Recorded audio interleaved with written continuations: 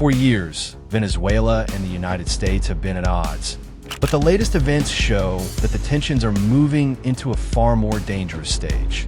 What was once a political and economic dispute is now spilling into the military domain, raising fears that the Caribbean region could see a direct clash.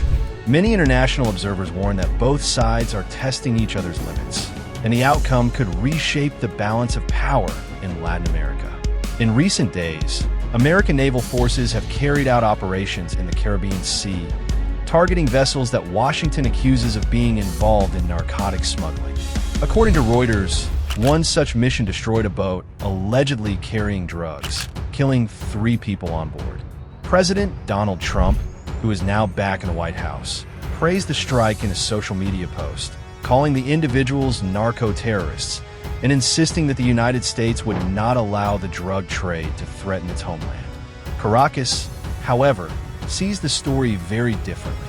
President Nicolas Maduro strongly rejected the American version of events, describing the incident as an execution in cold blood. Venezuela's defense minister, Vladimir Padrino Lopez, accused Washington of violating international law and warned that any foreign attack would be met with fire. In a televised address, he declared that the U.S. is testing Venezuela's patience and trying to provoke a wider conflict. Al Jazeera reported that Venezuelan officials view these naval operations as part of an undeclared war designed to destabilize their government. For them, the issue is not limited to drug control, but about sovereignty and survival under constant U.S. pressure. Maduro's government has long faced crippling American sanctions that have cut oil revenues and deepened economic hardship. Military posturing, according to many analysts, has become one of Caracas's tools to resist isolation and rally domestic support.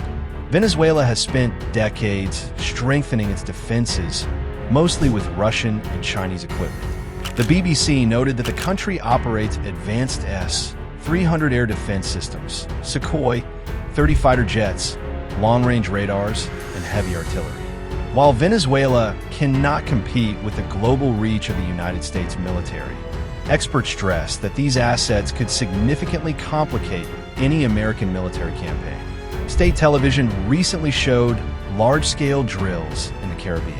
Footage displayed Venezuelan warships launching anti-ship missiles from La Orquilla Island. Standing at the site, Maduro declared that every inch of our homeland will be defended. Military experts told Reuters that stationing missiles close to major shipping lanes could raise the risks for U.S. naval movements and delay potential operations. Beyond the battlefield, Venezuela is also taking the confrontation to international forums. Attorney General Tarek William Saab said his office had filed cases at the United Nations, accusing Washington of committing crimes against humanity by using overwhelming force against small boats. He argued that these were not anti-drug missions, but clear provocations intended to spark retaliation from Caracas. Foreign Minister Yvonne Gill echoed this position during remarks at the UN Security Council, reported by France 24. Gill accused the U.S. of undermining peace in Latin America and setting a dangerous precedent by acting unilaterally. He urged global powers to take a clear stance against what he called aggression in disguise, warning that silence would only embolden further violations of international law. The United States, on the other hand, continues to insist that its operations are strictly about combating the drug trade. Pentagon officials confirmed that one of the largest naval task forces in years has been deployed to the Caribbean, supported by F-35 fighter jets from Puerto Rico and even a nuclear-powered submarine. Washington argues that the mission is about breaking drug cartels and blocking smuggling routes, not seeking conflict with a sovereign government. But many analysts remain skeptical. The BBC highlighted that the size of the U.S. deployment far surpasses what is typically needed for drug enforcement missions.